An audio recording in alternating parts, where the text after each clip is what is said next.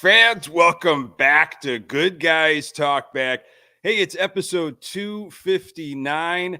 I am Nick Murawski, and I'll say good morning to you if you are with us live on our YouTube channel, the Good Guys Talk Back YouTube feed live here, 9:30 in the morning on Saturday, the day before the big game.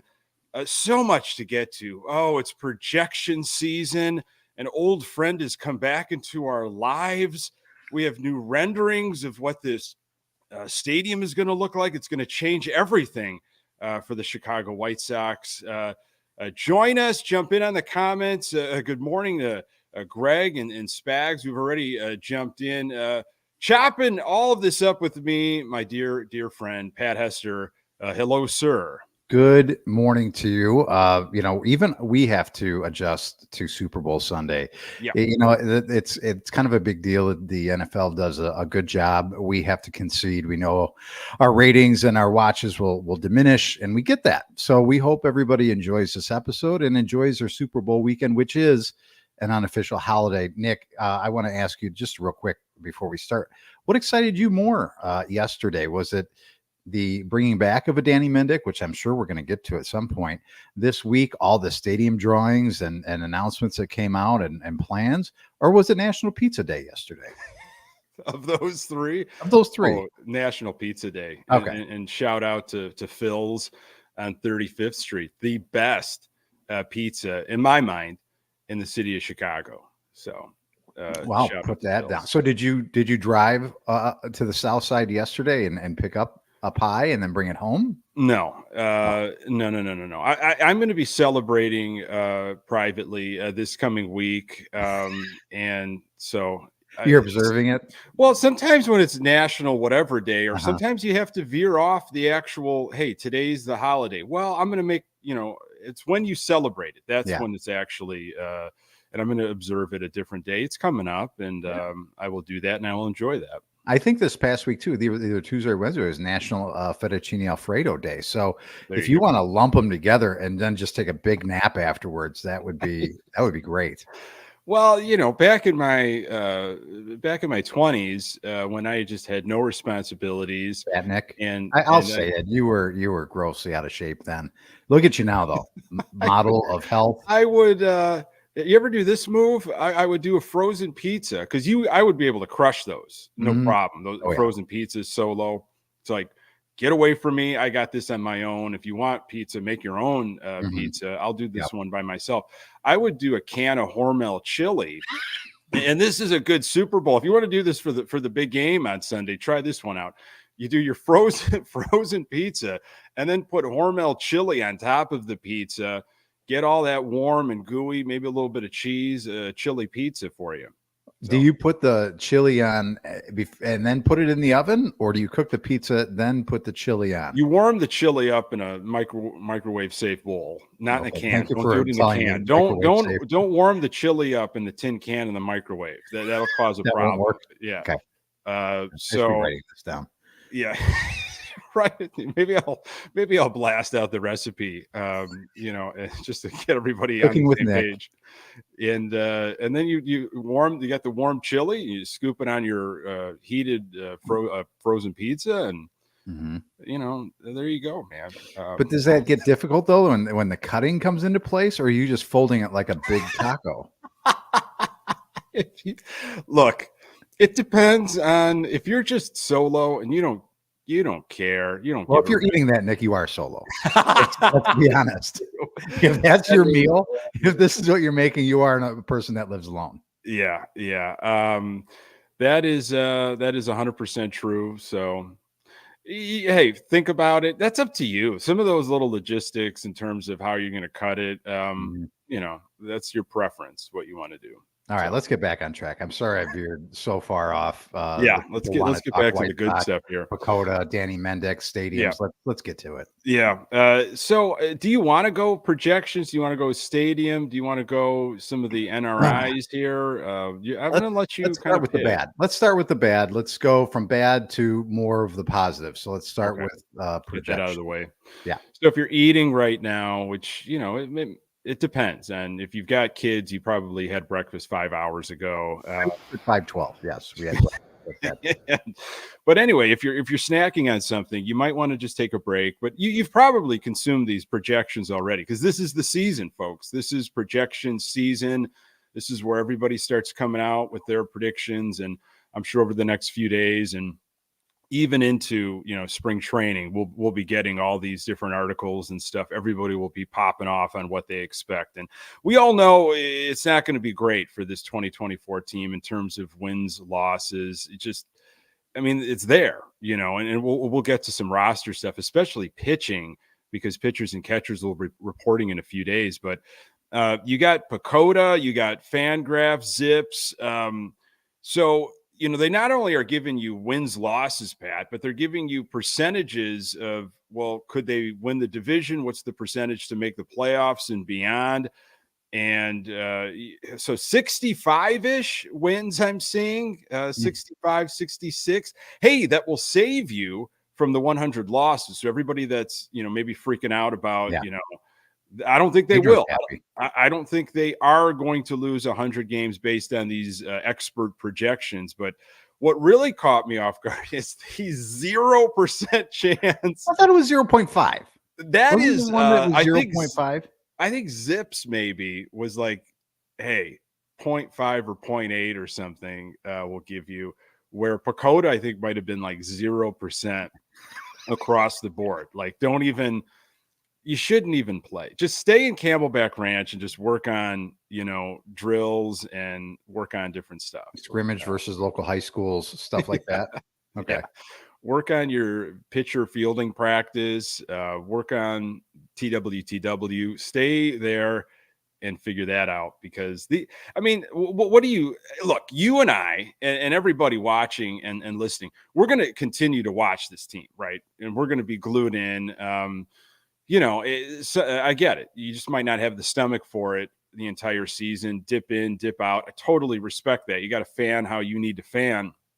I'll be glued in because of my disorder. But look, yes, is this always right? Not necessarily. You can go back and we could do this game and go down the rabbit hole of different years for the Sox. But when so many people are projecting this, Pat, you kind of have to feel like, oh, this is probably how it's going to be.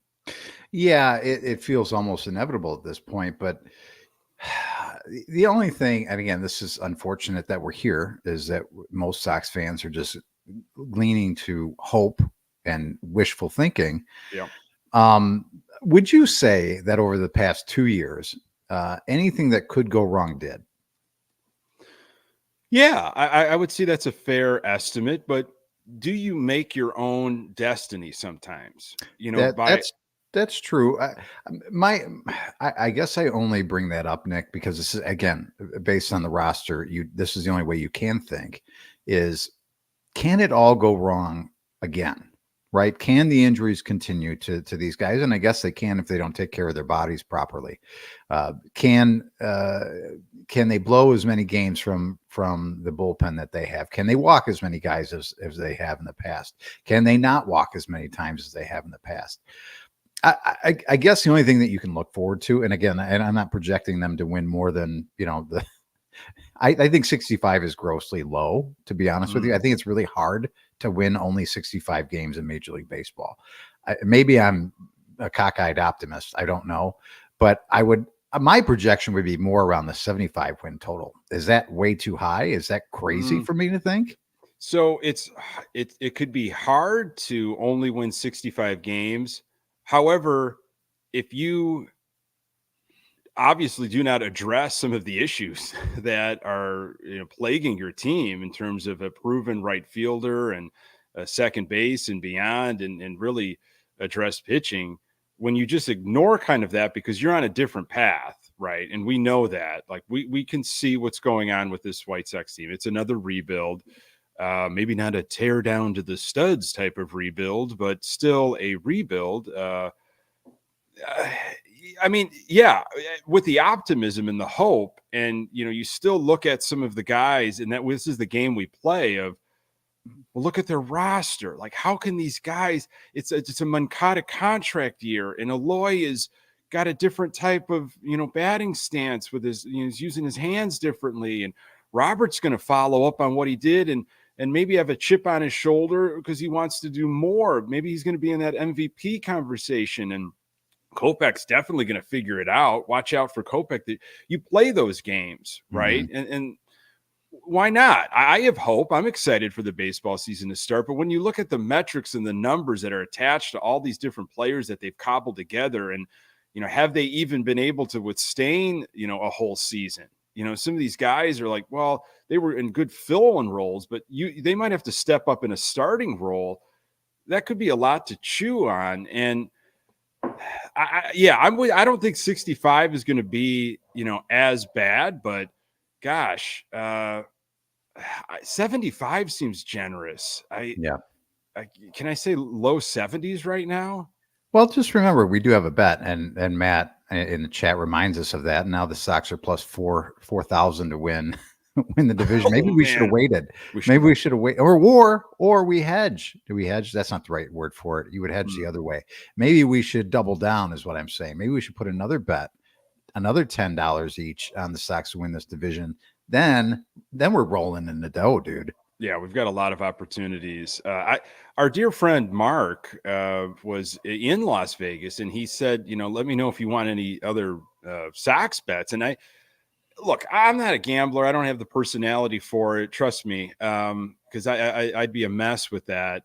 So I try to be very cautious. But is there, maybe people know this and can jump in the comments. Can you bet, like, will Vegas put out projected over under wins? Will they, and then give you odds or something, or can you just simply go over under at a sports book? Because if that is stamped at 65 wins, I'd put money on them being over 65. I'm sure you can place that bet, Nick. And maybe you should get a gambling app. I encourage you to do that just for research purposes. Maybe somebody down the street or in the neighborhood will just take that bet for me. And you can do this yourself. I know you can, and I trust you. And I'll be your sponsor and make sure that you don't do anything, erratic. I don't show up at at an airport betting arrivals and departures with some cowboy. Come on, Mexico City. So I mean, look, it's something to pay attention to. Obviously, all the projections weren't very bullish at all on the Sox last season, and we saw how that turned out.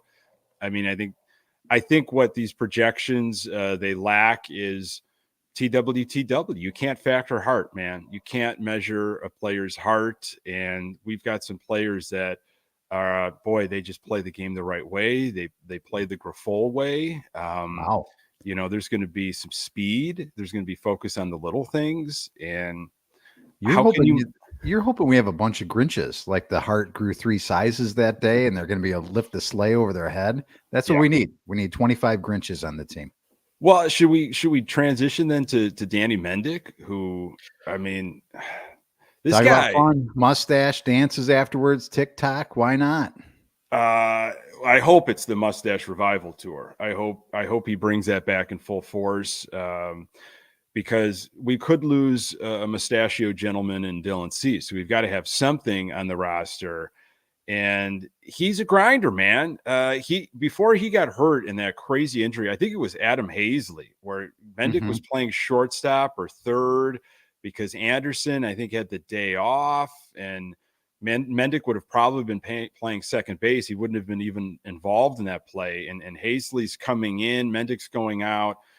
Collision in foul territory. He was on a tear. Mendick was he was the superstar that nobody thought of, and I use superstar in a very generous way. But I almost fell over. he was. I thought. I mean, he was having a break. Could he sustain it for the rest of the season? I mean, probably not. But he was a bit of a spark plug, Pat. I'll take a spark. You need guys like that, right? I don't know if it was sustainable over the, how many games he would play, 150 games or, whatever it would be at the end of the year. But you need guys like that. You need guys to play at dare I say, average to just slightly above average ball on a day in and day out basis that you can count on. I mean, that's what we've lacked, Nick, is just guys that we can count on. I mean, the number of people that we've had that have been just holes in the lineup that can't hold their, bat their own weight. I know batting average is not anything anybody cares about anymore, but when you're looking at guys that are under 200, those are just automatic outs. I would say he wasn't an automatic out. I would say that he was putting the ball in play, and I could count on his defense. Just nothing flashy. You need guys like that on a major league team. Now, do you necessarily want that as a starting infielder? No, but for this team, you could probably use him this year until, you maybe at one point you'd address second base. Maybe at some point you address the other positions on the field to, accompany Montgomery when he comes up next year. So I would love for Danny Mendick to surprise me and be a sustainable, piece the entire year. But honestly, Nick, there was a reason why that, he was playing where he was in minor league contract after minor league contract and call up and sit down type of thing, because he's just not that kind of guy. But again, you need guys to be the bricks in the mortar for you.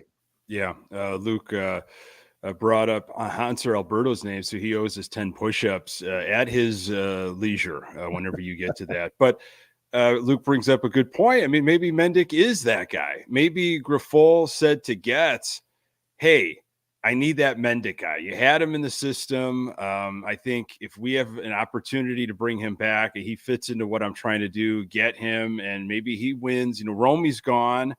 Maybe he wins spring training, and he's that guy that Grifol's like, he plays the game the right way. He's a good clubhouse guy, and a guy that just doesn't make mistakes, like doesn't beat himself, is disciplined at the plate, is mentally with it. I mean, knows where to be. Like that's the bar being very low. All right, let's come on over here. We want you to join the Chicago White Sox. First question: Are you mentally with it? Are you mentally with it? All right, then we could proceed in the interview now. So yeah, look, those guys are necessary, and that's where I think you make hay as an organization, as a general manager, of how you allocate different funds is on the fringe. We talked about it last season around this time. The Sox were going to have to win on the margins, and they didn't. They didn't really win at all. But how do you spend that remaining money that Jerry gives you? It's like the little pittance that he gives you. How do you spend that on what kind of role players? And unfortunately, there are bigger issues than just role players right now. Like we have got, a Swiss cheese rotation, bullpen, and other primary positions have just not been addressed. So maybe Mendick steps up and is like, I'll be your starting second baseman. How about that? And the mustache tour lives on. I'm happy to see it. This team is, if they're going to win the 70 plus games that you and I think that they can, and we're hoping for more, since we have, thousands of dollars on the line for them to win the Central. Yeah. They're going to have to win it in a way. You had mentioned the pitching. They're going to have to win it in a way that's they're going to have to just club their way to wins, because they're going to give up a ton of runs. Again, ifs and buts are candy and nuts, but they're going to have to find a way to hit the ball over the fence, Nick, a lot, and with runners on base, because they're not going to be able to produce. They're not going to put the ball in play. I highly doubt that they're going to all of a sudden turn from a very poor base running team to a great base running team. They'd have to just be mediocre at first before they can get to great. So it's going to be getting guys on base and then, doing the old hit the 3-run homer and hope you can win games. So the guys you got to squeeze the max out of the Yohan Moncadas and the Luis Roberts and Eloy Jimenez and Gavin Sheets and Andrew Vaughn, which a guy that nobody's really talked about at all. Even us. We haven't talked to Andrew Vaughn. He's almost become an afterthought of what he can be this season, and I hope he's got something to prove. I hope the back feels good, right? First of all, and hopefully that doesn't come back and bite him this year. And I hope that he can be the player that they projected him to be when they rushed him along to bring him up to this club. So, are you high on? Are you high? Are you high on Andrew Vaughn? Am I high? Currently, no. It's been many. Are you still like? Do you get really excited about I think we use the word potential for a lot of different players. And, when we don't pay attention to metrics or, all this other stuff or future projections, there's just something we feel in our plums about, a player. And we can't really, it's tough to articulate. It's tough to defend, but you could just say, I don't know how to say it, but I think he's just going to be, he's going to be a really good player for us. And we haven't seen anywhere near what I think he could be. Do you feel that way about Andrew Vaughn still? I think I don't want to put words in your mouth, but I think you're probably going to say you're higher on Andrew Vaughn than I am at this point. Right now, from what he has shown, and maybe it's what I've been burned on by guys like Yohan Moncada in the past, because he was the guy that I was really high on for a long time. As you know, I've projected him, I think, 3 of the last 4 years to be the team MVP, and then 3 of the last 4 years have been garbage. So, I hate to just say, I'm trying to move away in my fandom, and maybe that just doesn't make me as good a fan as I used to be, trying to move away from the boy, I'm just going to hold on to this because I really believe. I'm just going to believe in this guy. I'm starting to move into this way of, you've got to show it to me before I really believe that you're going to be something. Yeah. And it's got to be for longer than maybe a week stretch, right? It's got to be, show me a month. You're going to have ups and downs in that month, but show me a month. And then I can look back and go, all right, now I can project the rest of the year out. If he has months like that, you can stack, and then all of a sudden you look back at the year and it's like, man, you know what? I will take Andrew Vaughn at this point at 25 plus home runs, some around 70 to 80 RBIs with a 280 batting average. Is that too low? 280. Yeah. Is that too low from what we've heard that he could be? Okay. Well, I don't know if he's going to get to 280. Again, we're splitting hairs on average, but some of the power numbers you referenced, I sure hope he hits 25 or more home runs, and I sure hope he has 75, 80 or more home runs. He's got to. I mean, when you're drafted that high and the accolades out of college and everybody's saying what they've said, this is why, my stomach gets a little queasy when we start talking farm systems and all this kind of stuff. Keith Law, and then there's so many other people do it. And they spend a lot of their lives professionally just trying to get this right in terms of prospects and analyzing and breaking them down. And, for pitchers, it's all this different stuff on their arm and their pitches and their spin rate and the velocity and blah, blah, blah. And you get these different lists, and Keith Law for The Athletic this week, which it's kind of a bright spot in this type of offseason, said the Sox have got the 10th best farm system, which, wow. I mean, that number is high compared to where it's been the last couple of years. And he went on to say, if they end up parting ways with Luis Robert Jr. before his contract is up, they could jump into number 5 in the 5 spot. So that's all well and good. That's fun to hear those types of things. But to your point, I've been down this road before. Mm-hmm. I've been burned as a fan by buying into our top-rated farm system, or winning the offseason, by people that, hey, and nothing is foolproof. Nothing is guaranteed. This is just projections. This is just guesstimates, but it's based on a lot of information and years in the game and all this kind of stuff. So it's like, in one hand, how can you be excited about a good farm system, but also like be down maybe, or don't think much of Andrew Vaughn? Like, Andrew Vaughn was the number 3 pick, was touted by everybody as like, this guy's going to mash in Major League Baseball. So that's where I get torn. And I'm more of like, look, I'll see it when I see it. Whenever it happens with these guys, that's great. If someone thinks that we have a wonderful farm system or a not so great farm system, or certain players are going to just be studs, that's cool. That's awesome. I'll don't mind me, but I'm just going to reserve all of my excitement to when I actually see it in a White Sox uniform at 35th and Shields. 35th and Shields for now. Yeah, I hear you there, Nick. And it's nice because it was good to see that. And then you saw, I think, the players in the top 100 prospects in baseball, and I think the Sox have 5 or something like that. So again, those are all great things to see. But what we saw the last time the Sox had, a top 10, we'll call it, farm system, was right before the rebuild happened. And then all the players came up, and then and I get why this happens to a lot of teams. You bring all your players up, and then your farm system obviously drops in the rankings. The idea is then you can't let it dwindle down there in the lower third of baseball in terms of your farm system. Then you have to continually manage both ends of the candle, if you will. It's like, okay, you're bringing players up, you're making astute moves, you're not holding on to assets maybe that you can move, and always being aggressive and looking to improve your entire organization, not just a major league club. I think now it's really about the farm system, and it's about now you have to actually develop these players and eventually get them to come up on the right timelines when you still have your talent here, being Luis Robert Jr. So can Chris Getz, this will be, whether he'll probably stick around. Well, Jerry's not going to be alive another 20 years, but Chris Getz will probably be in this chair for at least 10. Hey, you don't know that.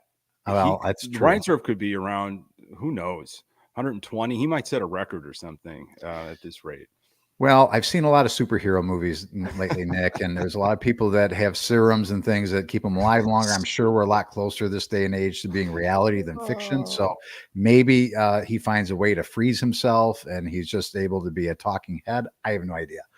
That being said, it will be interesting to see how this organization develops and then replenishes, and then also continue to develop guys as they get to the major league clubs, so they have the opportunity to come up and fail, and then still have the opportunity not to get sent back down in this yo-yo effect, and actually get them. It's called the Colas effect. These days. Yeah, right. It's like, hey, you failed. You're now bumped way back down. I would love to know if if Oscar Colas is in a different organization like the Dodgers or the Braves or somewhere else where they know how to develop talent, Tampa Bay. I wonder if he's a better player these days than he is with the White Sox. It's amazing how many times we've said that, Pat, right? About different players that get traded, or, we're saying it right now with Tim Anderson, who's still looking for a home.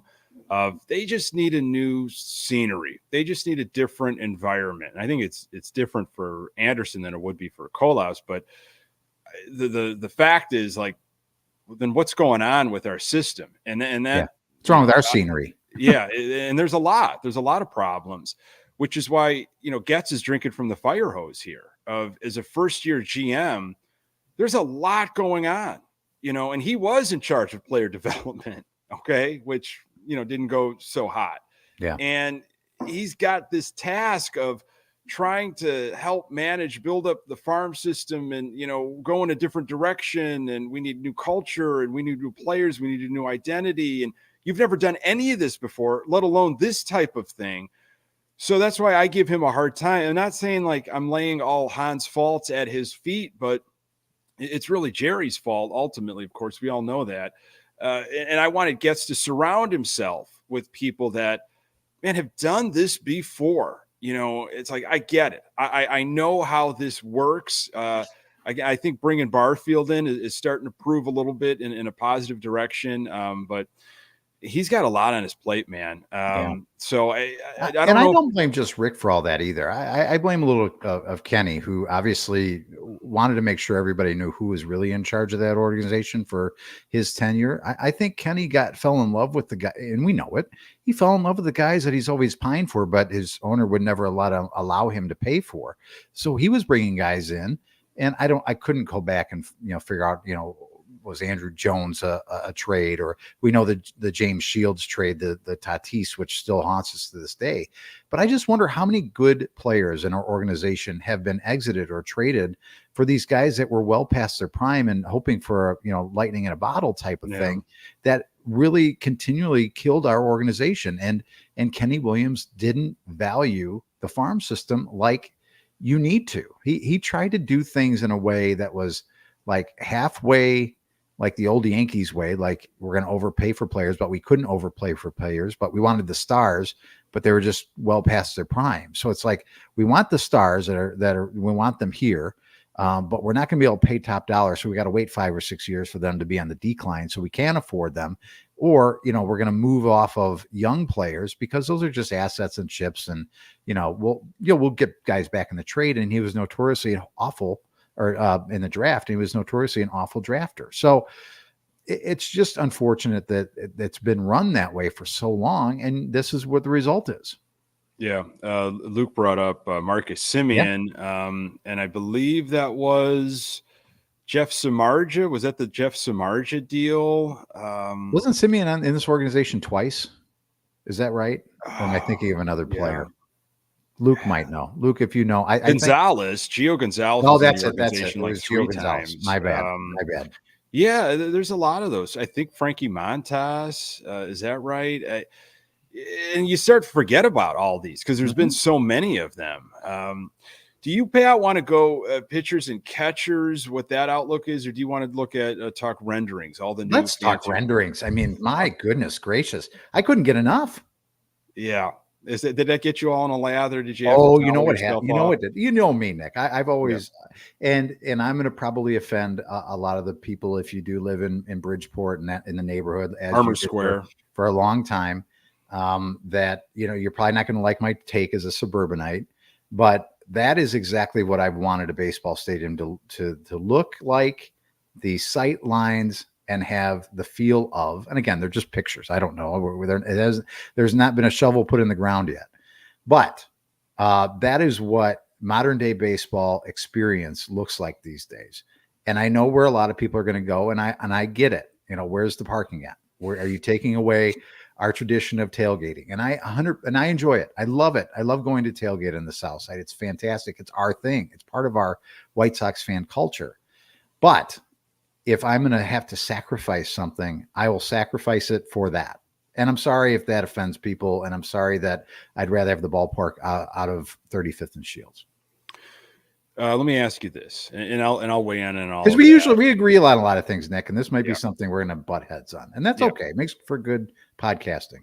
Well, I just have some thoughts, so would you rather have a winning team, a team that I don't want to say Braves 90s. I mean, even you can go current Braves, but a team that has won a couple divisions, has gotten to the ALCS, maybe a World Series, and there's maybe 5 to 8 years of success at 35th and Shields? Or would you rather have, and you can't have both, you can't mix and match, or would you rather have just, what we've been dealing with currently, but the stadium is, state of the art, and it is viewed by the experts, quote unquote, as the best baseball stadium in all of MLB, but the team is just, it's got awful, and it doesn't look like there's any changes coming.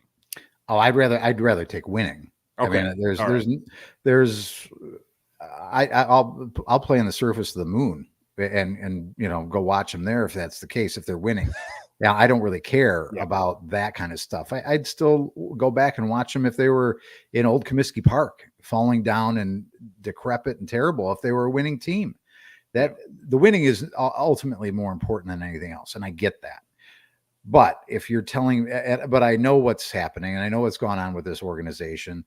If you can excite me as a fan, that you can give me at least a fantastic experience where, maybe you're viewed as not just a laughing stock in terms of not only what's on the field, but, the construction of that place from when it was built was, obviously a lot has gone into it to improve it, but it wasn't great to open up. There's people that don't enjoy the experience. I think it's probably in the lower third in terms of best stadiums in baseball. So if you're telling me I can have a world-class facility and it has the opportunity, Nick, to increase revenue streams, because I think that's ultimately the other thing is as far as a business. And if you're also telling me, Nick, because I don't know if you caught this, but and I'm going to get the details wrong on this, but there's the developer, the owner of the developer that would do this is in the ownership group of the Dolphins. Now, I know your pants just got tight right there when I mentioned that, because is Dan Marino involved in this? Well, if this is a play for Jerry to move the stadium now, win the race to the sports authority dollars that are out there before the Bears build their stadium. Yeah. And ultimately put him in a position where he increases the value of the ball club to ultimately sell it. Please and thank you. I'll take all of it. And for that, I will sacrifice some of the other things. If you could tell me that now, okay, we have this world-class ballpark, the value of our franchise just went through the roof, and now it's time for Jerry to sell and get out. And maybe for you, Nick, it's an alignment with by the way, Nick was a closet Miami Dolphins fan, for those of you that don't know. So you could have the owner of the Chicago White Sox be the part owner of the Dolphins. What do you think about that? It's pretty amazing that could happen. And that makes a lot of sense. Let me sweeten this deal for somebody. Let me gift this to somebody. But I think it was Herb Lawrence who might have said it on Twitter X the other day, maybe talking about something else. I don't know. Of course, Herb Lawrence, the great Herb Lawrence from CHGO. And he said, like, I'd rather deal with the devil I know than the devil I don't know, or something like that. You don't know what's going to happen with a new ownership group. That doesn't necessarily mean they're going to come in and just start writing checks and spending big money. That's not a guarantee. That's what we hope. We hope that no one will ever operate the way Jerry has operated, and that someone that has that type of environment, that type of stadium, knows, wow, if I put a winning team, this thing is going to be a monster. Mm-hmm. But they could also just say, people will come to this stadium. We will get people to show up. The surrounding areas make this profitable. People, this is going to be a destination for people. I don't necessarily have to put a winning product out on the field. I get all of that, and I understand Herb's point, but my hope is that, in the 6 years, because this isn't happening overnight, the lease isn't up on the south side yet. In 6 years, if this all falls right and the Sox are in a new building and Jerry is, 6 years older at that point and he's ready to sell, I'm hoping that and I'm seeing it a little bit. We're all seeing it, the changing of the guard in terms of ownership groups in baseball. The old groups are starting to move on. Baltimore has new ownership now that's obviously very aggressive right off the start. We've seen what's happened with other teams and new ownership. Again, not to say that they're going to be perfect. The Mets is the perfect example of it doesn't always work out just because you spend a lot of money. But I'm more interested in the new regime of owners and ownership groups in Major League Baseball, and the old country club regime going out the door, where all of Jerry's buddies are now gone.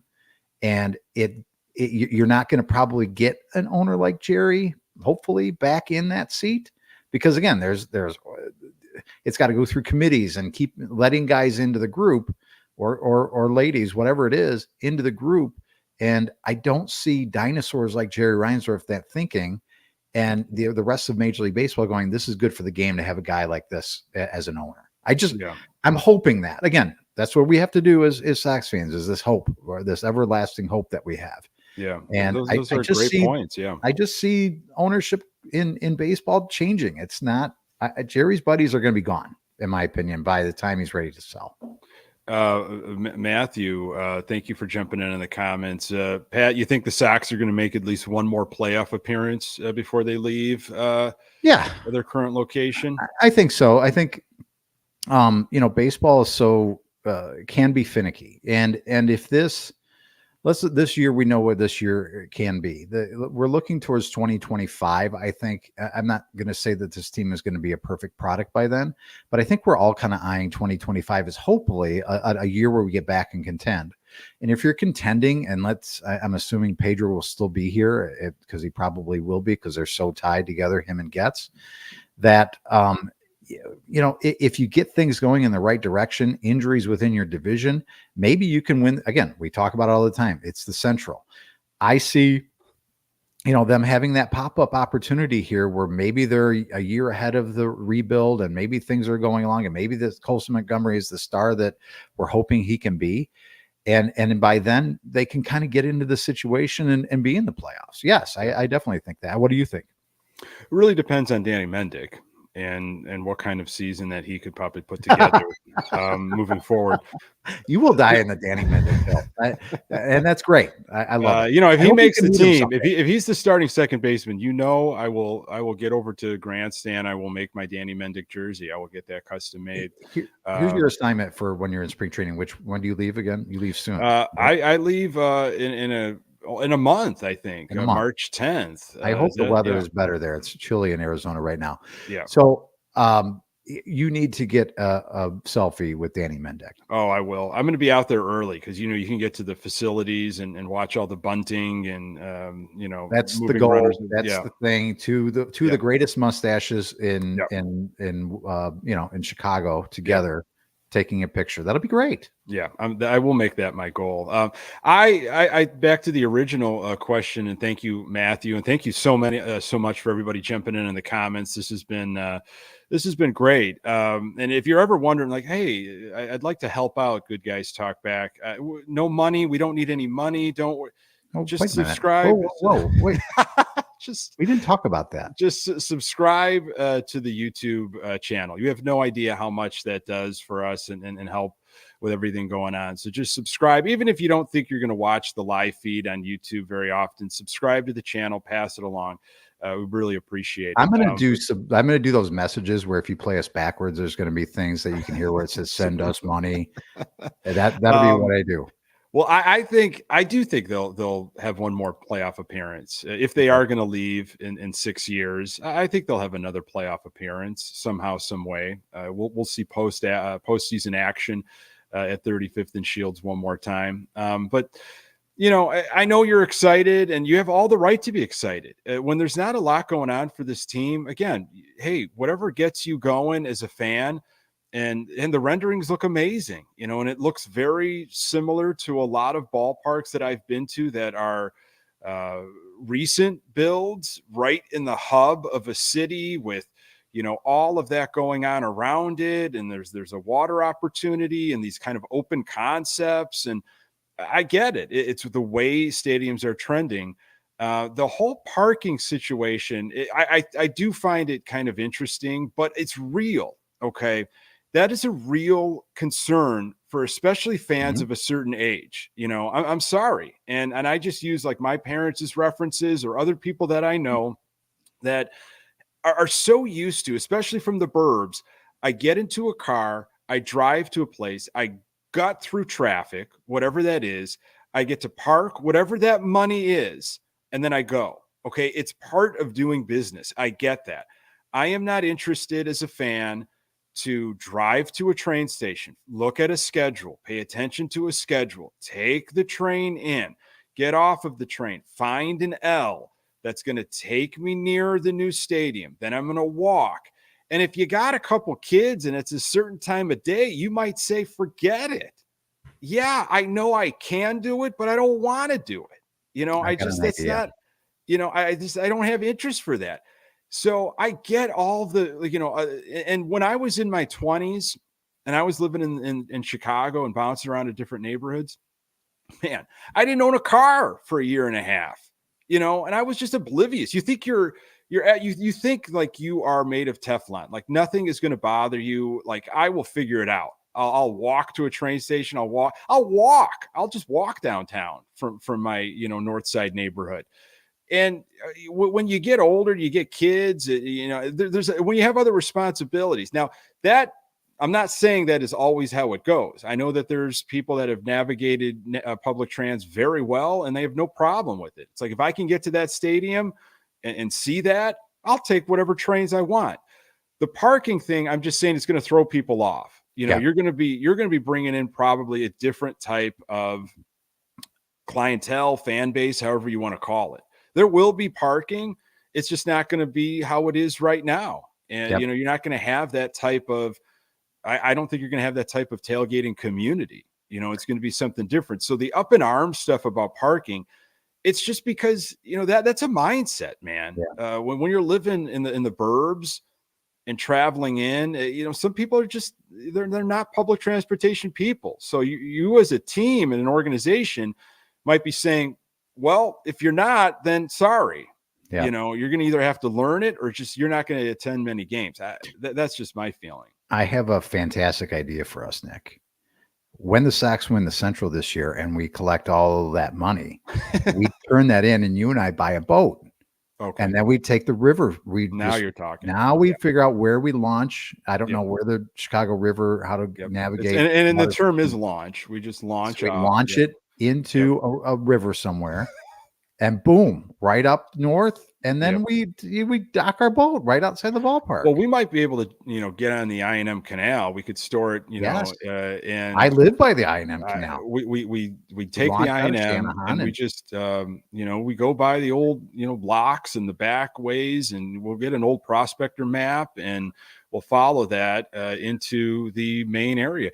I think then we offer tours and such, and I think that's something. It could be. We're full of ideas. At the end of Shawshank Redemption, you and I just quit our jobs. And we just fix up a boat and maybe we'll run a bed and breakfast on the river or on the canal. I think these are all wonderful ideas. And by the way, when we do win our bet and the Sox win the Central, we're collecting $720 collectively. So, that's a start. It's a down payment on a small fishing boat. You don't have to have a fixer-upper boat. On a fixer-upper boat. Yeah. Do you have that stuff that that you can spray on it in case there's any leaks? What is Flex that? Seal? Stuff? Oh yeah. We'll just Flex Seal that thing up. Liquid nails and Flex Seal. That thing's going to be good as new in no time. Could have a screen door at the bottom, and that Flex Seal will keep it water out. Whatever's down there in the I&M Canal. I don't know. You could see it.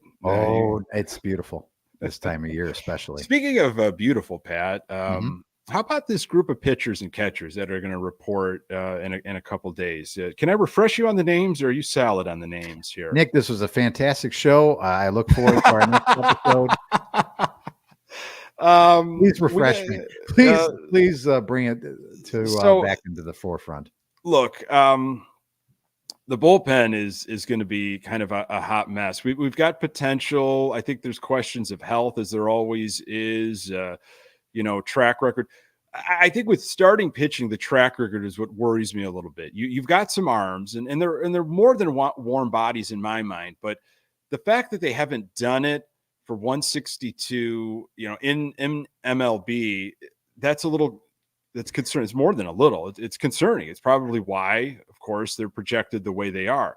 So we'll assume Cease is still on the team. Okay. So you got Cease, Kopech, you got Soraka, perhaps. Mike Soraka? Soraka. One of my favorites. Yep. Touki Toussaint.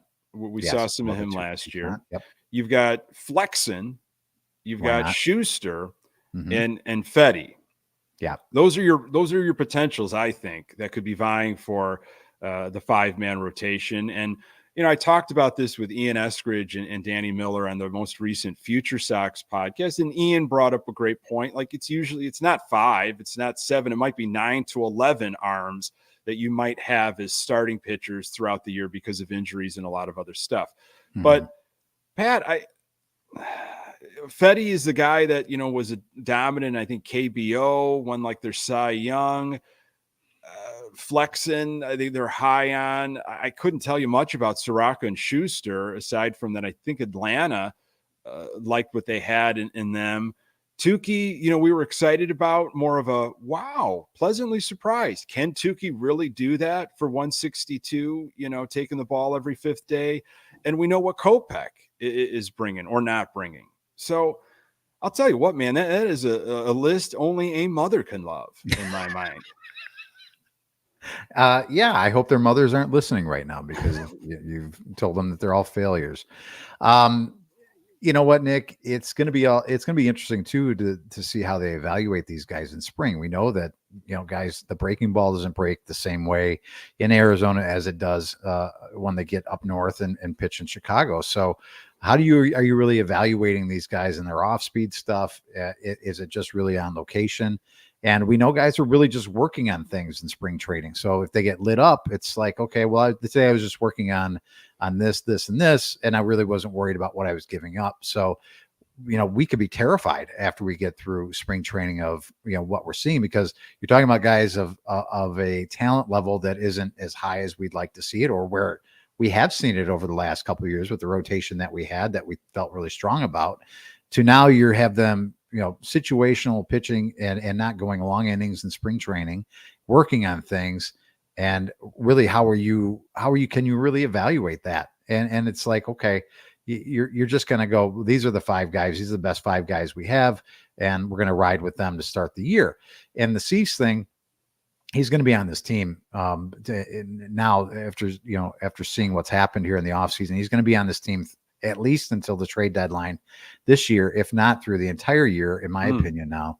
So, that's the one every 5th day that you can look forward to and feel pretty good about your chances of winning that ball game. And that's it. Yeah. I know guys will be just working on special stuff, and it's different to pitch in Arizona than it is, in the type of environment, weather-wise, when they get back to the Midwest. We start opening day, home opener, March 28th. So it is going to be cold. It's going to be different all throughout April and even into May. It's just different. Your pitchers aren't doing the same things that they did in Arizona and vice versa. But there was a spring, and again, this is a small sample, but this is based on Cease. I tracked his spring training quite closely, as a lot of people did. I was very much doing Locked On Sox at this time last year, and he had some rough starts. He had one start against the Royals, I believe, that I don't even think he made it out of the first, and like he was able to come back in the game because of those different regulations in spring. And that kind of just, and he had a few other, and then you saw what kind of season he had last year, which wasn't a dumpster fire, but it was definitely a drop off from his runner-up Cy Young performance. So I think there is something to be said about what is happening in spring. If you don't have control, in spring training, which Kopech, he was a hit or miss with his control. And like we saw what was happening with him in the season. In terms of, pitchers, I think you have to really, I take more than just a grain of salt from what I see in Glendale, Arizona. I really do. I get it if your breaking ball or your cutter or whatever isn't popping the way you want it to pop, but other things, like I listen to, like if you just don't feel right or if things aren't coming out of your hand the right way, and I don't know. I look into that and I read into it a little bit more than maybe say a position player that is not finding his groove with the bat necessarily. Yeah, and it's also interesting to think about the competition that they're pitching against too, Nick, because you could be going up against a B squad one day for a team that a bunch of guys that probably aren't going to be on a major league or at least making the major league club with that team that year, and guys having days off. So it's guys only playing an inning or two, and then the starters are out. So I'm going to try not to get too hot and bothered about spring, but I'm not expecting too much out of this pitching staff for sure. Who they're throwing to, Corey Lee, Martin Maldonado, Max Stassi. I've heard both pronunciations. So how about that backstop, triple-headed monster? I don't think Corey Lee is going to – I think it'll be a Stassi-Maldonado situation, unless Corey Lee can figure out some discipline at the plate, figure out his bat. I liked his defense, but then that kind of fell off. He looked lost with the bat last year, and Martin Maldonado has no offense, but everybody talks about his defense and what he can mean to a young, pitching staff and whatever. So that's what you got for catchers, Pat. Good night, everybody. Enjoy the Super Bowl. We're glad you spent some time with us. I think deep down you'd like to see Corey Lee, right? Because you traded for that guy and you thought he was going to be an asset. I think that's who the organization would like to see. But it'll be Maldonado, I think, because of the veteran presence. And you're going to need a guy like that to kind of help this, ragtag group of starters make it through the season. So again, not much to be excited about from that position, but we were excited about a guy like Yaz, who didn't really provide much for us the last year and a half. So the bar is low. is what I'm saying. Speaking of a low bar, Spags, you have some push-ups. You brought up Zach Collins' name. I don't know if Lee's going to be the next. We have to address the rules at some point. I know we will. Starts. Yeah, we are going to address the push-up rules. There's a few names that you just we don't want to bring up. So yeah, for Corey Lee's sake, I hope he's not the next Zach Collins, but he could be trending that way. Well, I know there's Cuero. He's in the system way down there. He might be a few years away. That's a guy that's popping up on prospect lists. So it's always been a problem developing catchers for this Sox team. Yaz is still looking for a job, Pat, as are like maybe 30 or more. A lot of people without jobs when spring training is starting next week. Yeah. So, and I still think Whit Merrifield is going to find his way onto the White Sox. I still believe that. It just feels like it's just such a Pedro Getz move. It's a match made in heaven. Yeah. Before we go, I do have a Pedro quote of the week, Pat. Oh, good. I'm glad. Yeah, to Dylan Cease and everything that's happening with him. So it's a Getz. Actually, I'm sorry. It's a Chris Getz quote, if you don't mind me switching things to Getz quote of the week, which those are always fun. When it comes to Dylan Cease, certainly teams have called. We've had regular conversations. We've gone back and forth. The spirit is like any other move we've made. If we feel like we're going to be better off for the organization to move Dylan Cease, we'll do that. We're pushing towards spring training here. And once we get to Arizona, we start establishing who we are and who we are going to be. It could become a little bit more challenging, whether it be Dylan Cease or another individual to move, but we'll cross that bridge when we do. A whole lot of nothing, but obviously he's addressing it. And of course, anytime you get a player in the system and start adapting to the Grifol way and how things are going to go, it's tough to move that player. It's tough to bring a player in late in spring training when chemistry has already been created. So you're thinking Cease sticks around at least to the trade deadline, huh? It's seeming like that's the course of action. Just I think now that they're this close to spring training starting and pitchers and catchers reporting, it might be in their best interest now to get the most value out of him the closer you get to the trade deadline, when there's more teams that could be involved, which could drive up the price. Because right now they're asking for the sun and the moon and the stars, and they're not getting it from the one or two suitors that are out there. I think you need more teams involved with the playoff situation as it is now. More teams have opportunities to make the playoffs, which means you might have more of an opportunity to trade that asset. And you got to remember injuries, man. Something could happen to somebody's arm on a competitor. We got to fill that hole immediately. And things change. Things absolutely change because of need, of course. So we will cross that bridge when we do. Pat, Super Bowl prediction at all? Do you care? Well, of course I care. It's the Super Bowl, Nick. Wow. I'm just hoping everybody has a good time is what I hope for. I think it's really hard to bet against Patrick Mahomes. He's that type of guy. He's that type of superstar. He rises to the occasion when it's it's crunch time. I don't see Brock Purdy, being able to manage his way into a Super Bowl victory. So I will take the Chiefs, and they will yet again hoist the Lombardi Trophy. You, sir? Well, I got to go with my mustachioed brother, Andy Reid. One hell of a mustache. This could be his swan song, right? He could retire if they win, perhaps. I'm kind of done with the Chiefs. Just I like to see change, but I have pent up issues with the 49ers from way back years ago. Really? But I honestly, as long as my issues from when Joe Montana beat Dan Marino in a Super Bowl. Correct, but that was like 100 years ago. You really have problems. You need. I know I do. I know I do. But ultimately, as long as my squares hit, and the strip cards work out in my favor, I'm all good. What's happening?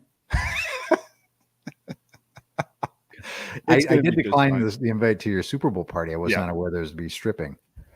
Strip cards. Oh, strip cards. Got it. Strip cards. Sorry. Got it. Should have said that more clearly. My fault. I understand. All right. So listen, Pat, always a pleasure. Hopefully you feel better with this Sox therapy we throw out there. Next time we talk, there's some spring training action.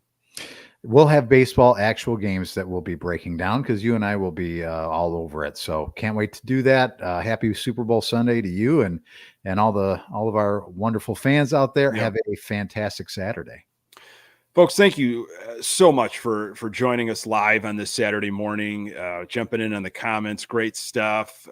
We tend to do this every Sunday night at 9:15 on our YouTube channel. Subscribe. You'll get updated when there is a new episode. The audio available absolutely everywhere. We're on Twitter X at Good Guys TV, and we've got a Facebook fan page. For Pat Hester, I am Nick Murawski. Until next time, go Sox.